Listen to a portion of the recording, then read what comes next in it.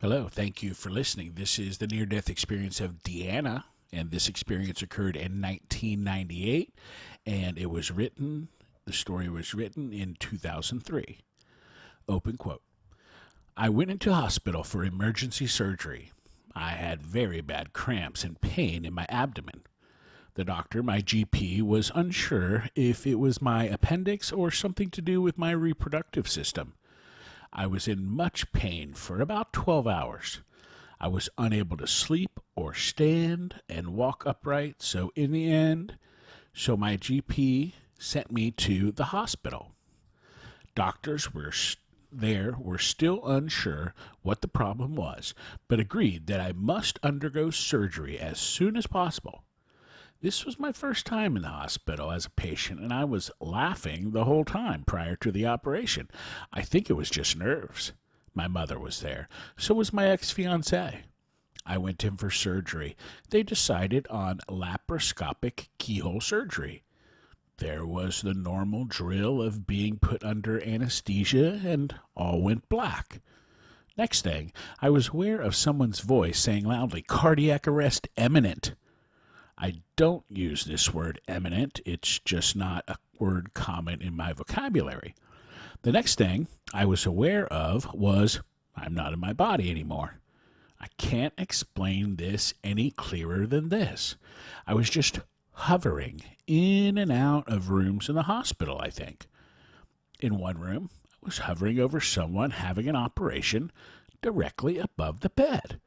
I saw a scalpel pierce the skin, saw flesh being cut and blood oozing out. I was not scared. I was not sad. I was not happy. All of this is very, all caps, unusual for me, as normally I am a very moody person and am shocked at the sight of blood. Put it this way, when they first put the drip on me in the hospital and I got up to pee, walking with that trolley with the drip on it, I sat down on the toilet, and the blood somehow went back up into the tube, and I almost fainted. Upon seeing this, I had to be brought back to the bed in a wheelchair by a nurse. My fiancée had a fit. "What happened to you, babe?"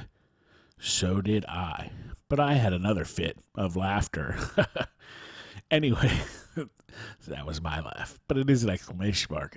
Another fit of laughter, exclamation mark. Anyway, as I said, I was not affected by what I saw. I was very accepting and strangely calm. At first, I seemed to be somewhere near the ceiling. Then all of a sudden, I was inches away from what seemed to be the operation.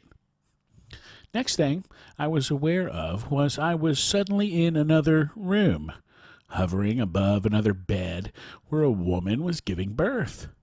I could hear her screaming, pushing, heaving. I was directly above, inches away from the baby's head crowning and then being born. It was almost as if I could actually feel the baby draw its first breath. I remember thinking to myself very calmly, "Oh, there is such a fine line between birth life and dying death." I can't say I was emotional about this. I just accepted what was happening to me, what I was seeing without question. Again, unlike me. I don't know time frames or for how long I was hovering in and out of rooms, but after this I seemed to travel fast a long distance. It was dark, perhaps a tunnel. At the end of the tunnel was light, a light so bright, and before me were silhouettes of people, beings, souls. It seemed there were heads and shoulders, but I could not see faces or anything below. Oh, I can't tell you how many. They fanned out endlessly in front of me. There was one at the front, at the head, tip front, and behind this one, zillions more in a sort of never-ending triangle or pyramid into infinity, with the light shining bright behind them. Again, I was not scared, nor happy, nor sad. I felt at peace and accepting of what was happening to me. I questioned nothing. My mother fell pregnant with me to a German man living in Australia. She was only a few months pregnant when my father was killed by a car in a hit-and-run accident whilst he was crossing the street. This happened before my mother's eyes. I never did meet my father. The reason I tell you this because at the head of the triangle of silhouettes was my father. I did not see a face, he did not speak to me, but immediately upon being there, I just knew, all caps, it was him. I stayed here for a time with these souls in the light. It was like I belonged. It was like we were all one, all caps, at peace. Then it was like I was taken to one side, not led or anything, not told or moved. It just happened. I was still there in this place, but at one side with this soul of my father. It was not like he, or for that matter they, spoke to me, but there were still words. That doesn't make sense, I know, but it was like telepathy or something. The words were, "Deanna, it is not your time yet. You must go back." This I just accepted. The next thing I remember is hearing the doctors telling jokes in the operating theater and them laughing and me coming around, still with my eyes closed. Then next being wheeled out and the nurse lightly touching my face saying, "Deanna, wake up, wake up." I woke up and opened my eyes, and the first thing I asked him was, "Can I still have children?" He laughed and said, "Of course you had an ovarian cyst removed.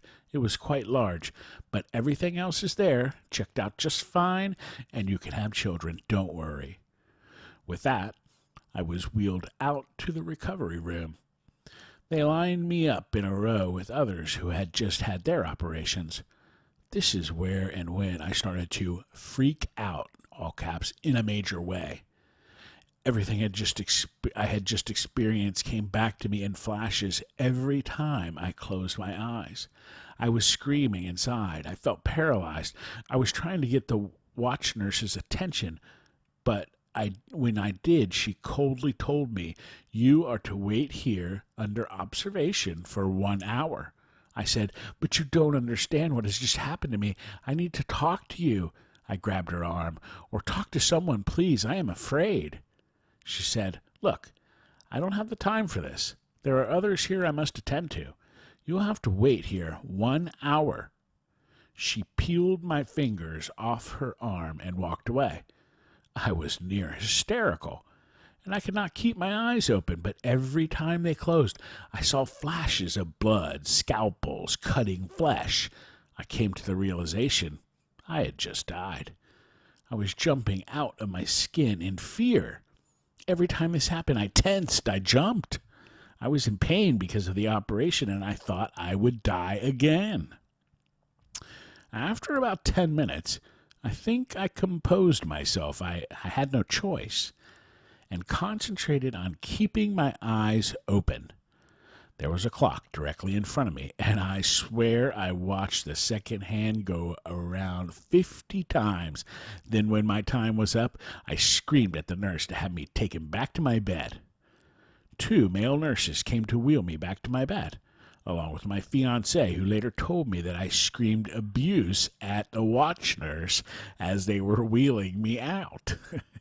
Apparently, I called her every foul name under the sun, and the male nurses were hysterically laughing at me during my performance.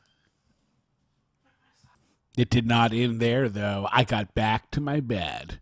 I was put in a shared ward. I had a private health cover, which entitled me to a private room, but as luck would have it, none were available that night.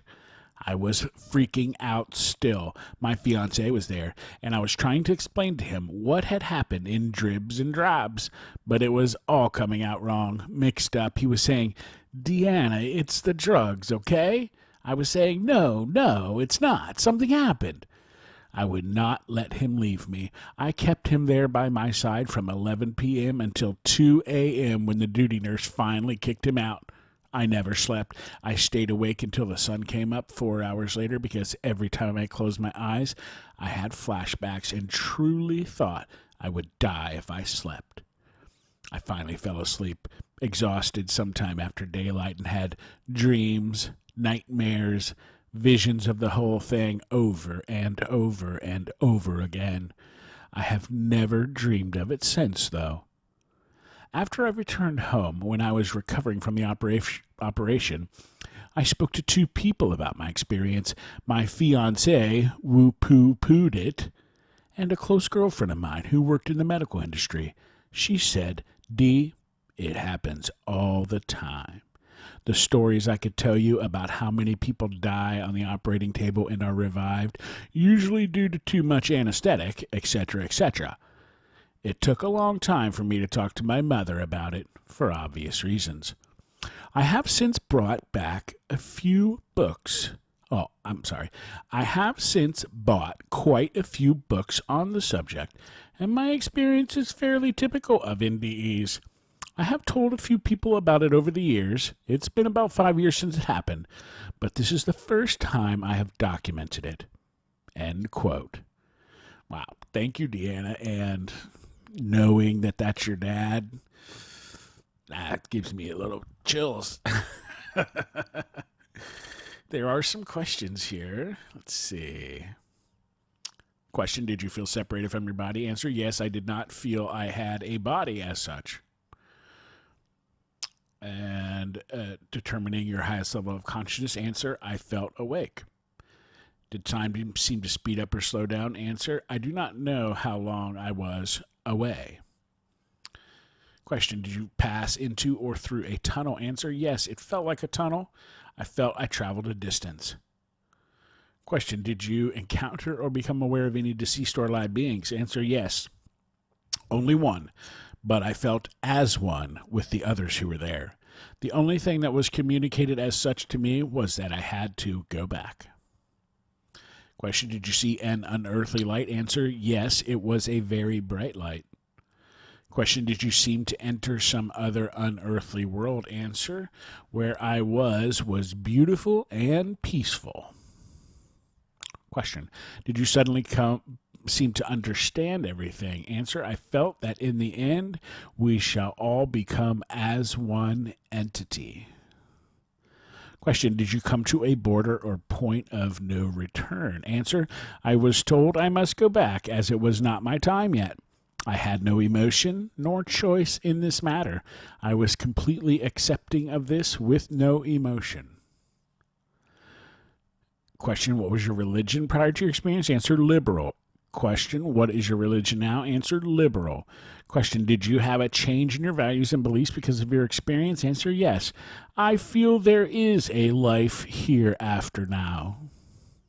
Question, was the experience difficult to express in words? Answer, yes, it is hard to explain out-of-body experience and a feeling of total acceptance. Question, do you have any psychic, non-ordinary, or other special gifts after your experience that you did not have before the experience? Answer, no. Question, are there one or several parts of your experience that are especially meaningful or significant to you? Answer, the best part was that I did experience this. The worst was the fear immediately after I awoke from surgery. Question, have you ever shared this experience with others? Answer, yes, most were accepting of my story. End quote. End question. And a good one it was. Thank you for listening. I hope you have a nice day.